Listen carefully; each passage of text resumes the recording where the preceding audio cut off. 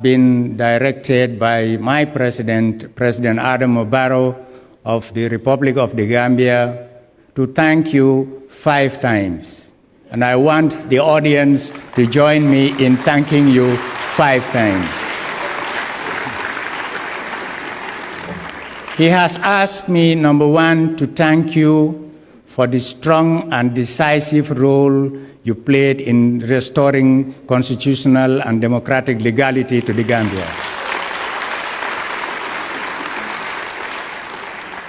He has asked me also to thank you for hosting him here whilst that restoration was ongoing. He has also asked me to thank you for joining us in his inauguration and celebration of the Gambia's independence. He has asked me to thank you for hosting him here just about 3 weeks ago.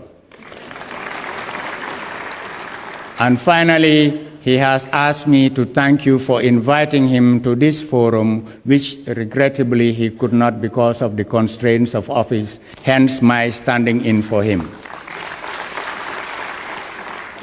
And in so doing, he has also asked me to thank you, and through you, the government and the people of Senegal, and also by extension, ECOWAS, the AU, and the UN.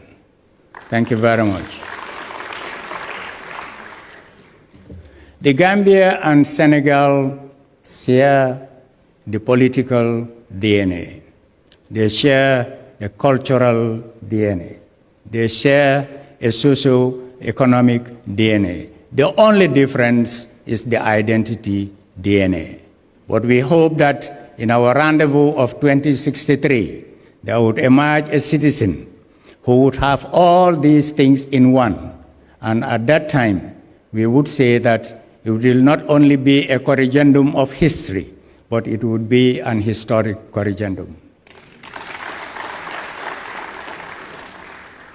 Your Excellency, his message to this conference is to thank you, the people of Senegal, ADIA, and the organizers for inviting him to this conference. And in so doing, his perspective of education is first established in the vision of John Dewey, who said, "In the multitude of educations, education is lost." And for Africa, it seems for almost 40 decades, education is lost. It is reminiscent of the proverbial story of the African intellectual who lost his wallet on one side of the road and was looking for it on the other side because there was more light. He will never find it. But Africa is emerging out of that, darkness. There is more light. We have more enlightened people in Africa. People who are now trying to de-risk the continent. People who are now trying to de-radicalize the youth of Africa. People who are trying to harness the educational potential, the intellectual potential of the diaspora so that they can come and cross-fertilize the national potential in order to have a richer educational system that would provide the signposts and the roadmap to 2063. It is in that context that he supports the ADIA initiative of financing education for Africa. To this extent, the Gambia has some suggestions also. We think that we could look at the diaspora and bring them in. A fund that would that would be for education in Africa. It would also be a contribution in kind, where people in the diaspora could come on sabbatical leave and also lecture in our institutions here. It would also be a chance for the diaspora to link their institutions with our institutions. It would be a chance for the diaspora to encourage those institutions to provide not only intellectual resources, but also material and financial resources to our institutions in this area. The other area of financing initiative is to look at the private sector, as we say. We cannot do it all alone. Look at the hotel associations. Look at the teacher unions. Look at the GSMs. Look at the breweries. Look at the other sectors of the private sector who could create funding mechanisms in order to support the educational system of our countries. In the Gambia, we spend almost 23% on education between the two ministries, basic and higher education. That is almost about 4.0 of GDP. But we would work towards increasing that. But more importantly, if we de-risk the African continent, if we de-radicalize the African continent, it opens up the peace dividend space. It opens up the democratic space. It widens the stability space. And therefore, it frees resources in those areas which we could spend on education. So that is the challenge of our leadership. It is time to go beyond virtuous statement and index those policy dialogues into implementable, feasible, affordable solutions that would make African education move to higher heights. Your Excellency, Mr. President, it is in this context that the Gambia has embarked on a resource mobilization initiative to be able to support the education system, especially in the area of science, technology, and research. We are supposed to be educating for the future, for 46 years hence, towards 2063.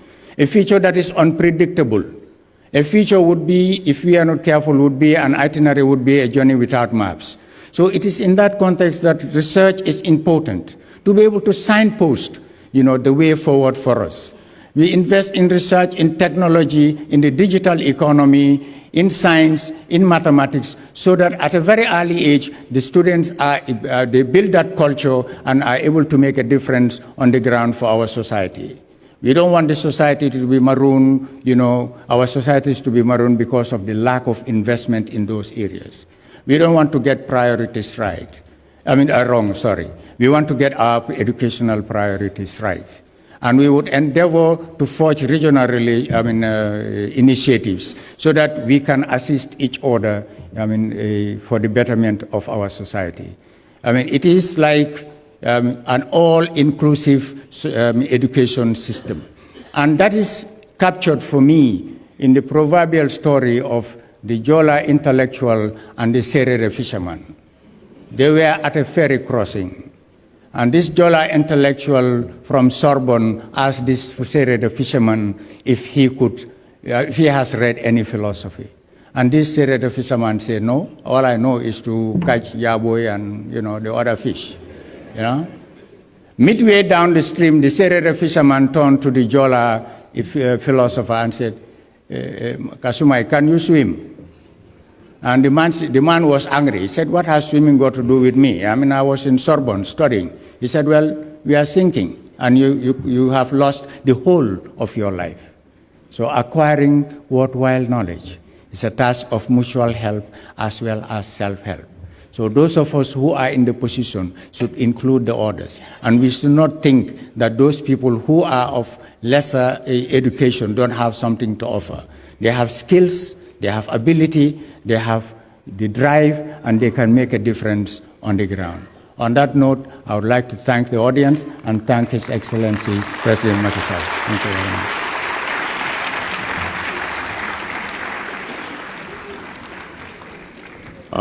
Thank you, Mr. Minister. We'll immediately call on the Special Envoy from the Republic of Egypt, sent by President Abdel Fattah al-Sisi, with a message for President Macky Sall.